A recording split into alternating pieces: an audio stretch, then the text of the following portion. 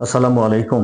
অন্তর্বর্তীকালীন সরকারের সম্মানিত উপদেষ্টা মণ্ডলী ইতিমধ্যেই তাদের দায়িত্বভার বুঝে নিয়েছেন। আমরা জানি যে মাননীয় প্রধান উপদেষ্টা জনাব ডক্টর মোহাম্মদ ইউনূসের নেতৃত্বে ১৭ সদস্য বিশিষ্ট উপদেষ্টা মণ্ডলী ঘোষিত হয়েছে এবং এর মধ্যে ১৬ জনকে মন্ত্রণালয়ের দায়িত্ব বন্টন করা হয়েছে এবং প্রধান উপদেষ্টার কাছে ২৭টি মন্ত্রণালয় রয়ে গেছে। অনুমান করছি খুব শীঘ্রই আরো বেশ কিছু উপদেষ্টা নিয়োগ হবেন এবং ছাত্র প্রতিনিধিদের সমন্বয়ে নবীন এবং প্রবীণদের সম্মিলিত প্রচেষ্টায় রাষ্ট্র সংস্কারের যে কাজগুলি করার দরকার আমরা প্রত্যাশা করি এই উপদেষ্টা মণ্ডলী সুন্দরভাবে এই কাজগুলি করে নির্দিষ্ট সময় পরে একটি নির্বাচন দিয়ে নির্বাচিত প্রতিনিধিদের হাতে ক্ষমতা দিয়ে এই অন্তর্বর্তীকালীন সরকারের দায়িত্ব শেষ করবেন। আমরা তাদের এই পথযাত্রায় সর্বাঙ্গীন কল্যাণ কামনা করি, তারা যাতে সফল হন সেই জন্য দোয়া করি এবং তাদের কাজ করতে গিয়ে ভালো যা কিছু হবে তার যেমন প্রশংসাও আমরা করব,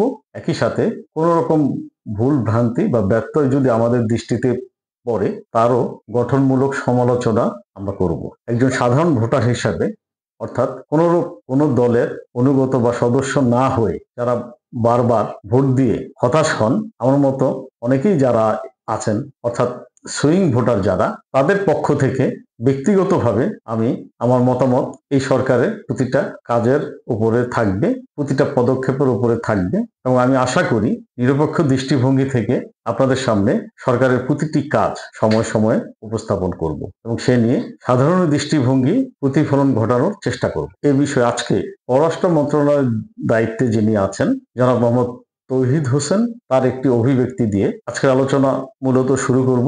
তার আগে আমি সাধারণ ভোটার যারা অর্থাৎ যারা কোনো দল করেন না বা দলীয় আনুগত্য পোষণ করেন না, নিরপেক্ষ দৃষ্টিভঙ্গি নিয়ে একজনের কাছ থেকে হতাশ হয়ে পরবর্তী টার্মে আবার নতুন আরেকজনকে ভোট দেন এবং বারবার হতাশ হন, তাদের একজন প্রতিনিধি হিসাবে আমি এই সরকারের কাছে প্রত্যাশাগুলি কি সে বিষয়ের উপর কিছুটা আলোকপাত করার চেষ্টা করব। জনাব মোহাম্মদ তৌহিদ হোসেন দায়িত্ব পাওয়ার পর প্রথম অভিব্যক্তিতে বলেছেন পররাষ্ট্রসমূহের সাথে সম্পর্কের ক্ষেত্রে ভারসাম্য দরকার, কোট আনকোট। তার এই অভিব্যক্তিকে আমি বিশেষ ইঙ্গিতবাহী বলে মনে করি। আমি যদি ভুল না করে থাকি, আমি মনে করি আমাদের দেশের স্বাধীন সার্বভৌম বাংলাদেশের তিন দিকেই প্রায় ৫,০০০ কিলোমিটার জায়গা জুড়ে ভারতের অবস্থান, অর্থাৎ আমাদের বর্ডার। বড় রাষ্ট্র বলতে আমরা ভারতকেই বুঝি, আর আমাদের দেশের পররাষ্ট্র নীতি বলতে মূলত ভারতের সাথে আমাদের সম্পর্ক কি কেমন হবে সাধারণত এটুকুই বুঝি। অন্যদের সাথে আমাদের তেমন কোনো জটিলতা আমরা দেখি না। পররাষ্ট্র নীতির ক্ষেত্রে একটি কথা আমরা প্রায়ই শুনি যে সবার সাথে বন্ধুত্ব, কারো সাথে শত্রুতা না। এটার সাথে অনেকে একমত হলেও আমি ব্যক্তিগতভাবে একমত না। কেননা পররাষ্ট্র নীতি হচ্ছে একটা স্বাধীন সার্বভৌম দেশের সাথে একটা স্বাধীন সার্বভৌম দেশের নীতি। সেটা ছোট দেশের সাথে বড় দেশ হতে পারে, সমান সমান দেশের হতে পারে, সেটা যাই হোক, দুটি আলাদা রাষ্ট্র তাদের পররাষ্ট্র নীতি পারস্পরিক আদান প্রদানের মাধ্যমে নির্ধারিত হয়, তা যত ছোটই হোক আর যত বড়ই হোক। আমরা ভূখণ্ডগত দিক থেকে ছোট হলেও জনসংখ্যার দিক থেকে কিন্তু মোটেই ছোট না। ১৭ কোটি মানুষ, ১৭ কোটি মস্তিষ্ক, ৩৪ কোটি হাত, মোটেই হেলা ফেলার বিষয় না এবং ১৭ কোটি ভোক্তাও কিন্তু আমরা। বিশাল বড় বাজার। বিশ্বের জনসংখ্যার দিক থেকে যদি বলি সপ্তম বা অষ্টম বৃহত্তম কান্ট্রি বর্তমানে বাংলাদেশ। কাজেই ভূখণ্ড দিক বিবেচনা না করে জনসংখ্যার দৃষ্টিকোণ থেকে আমরা কিন্তু মোটেই ছোট দেশ না।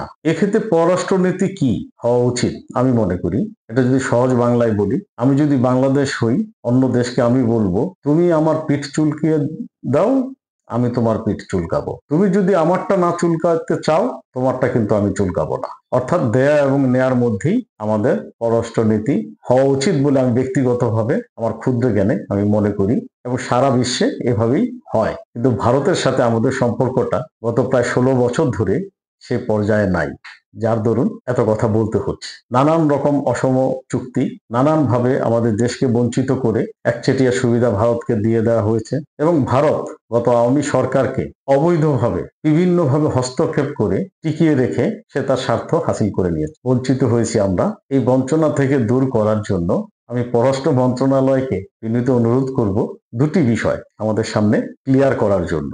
অনেক বিষয় আছে আমি জানি এবং আপনারা যারা শুনছেন তাদের মনে অনেক বিষয় আছে, অনেক ভালো বলতে পারবেন। আমি মূলত দুটি বিষয় ফোকাস করব। পররাষ্ট্র মন্ত্রণালয়ের কাছে প্রথম আমাদের চাহিদা, আমার প্রত্যাশা, ভারতের সাথে এই পর্যন্ত যতগুলি চুক্তি হয়েছে গত 16 বছরে, সেই চুক্তিগুলিকে আপনি সাসপেন্ড বা স্থগিত করবেন কিনা, করে তার রিভিউ করবেন কিনা। দ্বিতীয়ত, বাংলাদেশে আমরা শুনি ভারতীয় গোয়েন্দা সংস্থা র বা পাকিস্তানের গোয়েন্দা সংস্থা আইএসআই এর কার্যক্রম আছে এবং তাদের বিশাল প্রভাব আমাদের রাষ্ট্রীয় সর্বত্র, অর্থাৎ আমাদের আমলাতন্ত্রে, আমাদের বিচার বিভাগে, আমাদের প্রতিরক্ষায়, সব জায়গায় র এর উপস্থিতি আমরা শুনতে পাই।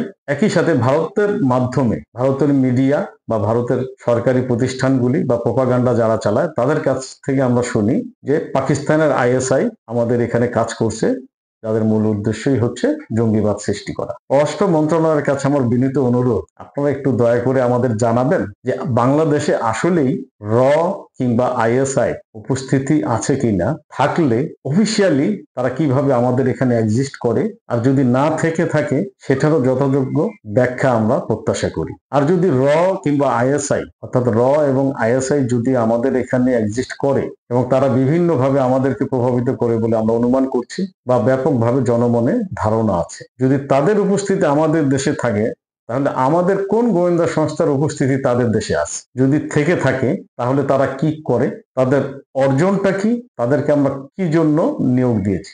আর যদি না থেকে থাকে, ভারতেরটা থাকবে, পাকিস্তানেরটা থাকবে, আমাদেরটা কেন নাই, এই বিষয়টা আমাদের একটু খোলাসা করে বলা বা আপনাদের মধ্য থেকে জানানো খুব জরুরি। আমরা আশা করি নতুনভাবে স্বাধীন এই দেশে বাক স্বাধীনতার যে অবাধ সুযোগ আপনারা তৈরি করে দিয়েছেন, সেই অধিকার বলে মাঝে মাঝে আপনাদের কাছে আমাদের বিভিন্ন কিছু জানার থাকবে, আমরা প্রশ্ন করব, আমরা জানতে চাইব।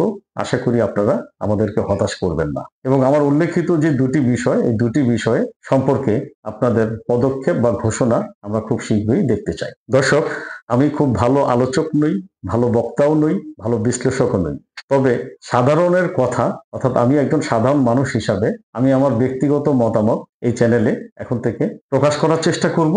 এই বিষয়ে আপনাদের কোনো যদি ভিন্ন মত, দ্বিমত বা সহমত থাকে, আপনারা কমেন্ট করে জানাতে পারেন। আর যদি নিয়মিত শুনতে চান তাহলে একটু দয়া করে সাবস্ক্রিপশন বাটনে পুশ করে রাখেন, পরবর্তীতে যে কোনো ভিডিও আসলে যেন আপনারা সাথে সাথে পেয়ে যান। আমি আশা করি আমার বাচনভঙ্গির সীমাবদ্ধতা বা বক্তব্য উপস্থাপনের সীমাবদ্ধতা থাকা সত্ত্বেও বিষয়বস্তুর আলোকে সাধারণের যে প্রত্যাশা সেটা মিটাতে কিছুটা হলেও চেষ্টা করব।